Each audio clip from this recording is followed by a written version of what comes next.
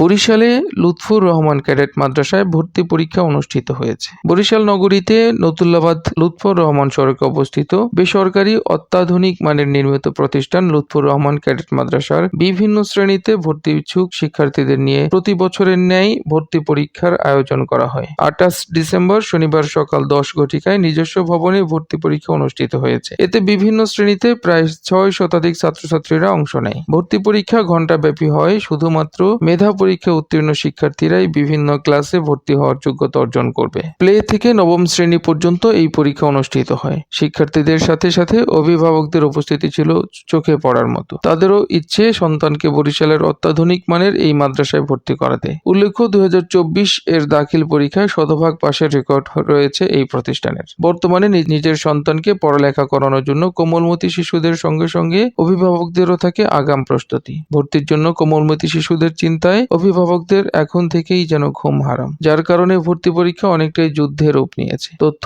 ও video চিত্র সংগ্রহ করেছেন পারভেজ শিকদার। নিউজ ডেস্ক, বিজলি বার্তা।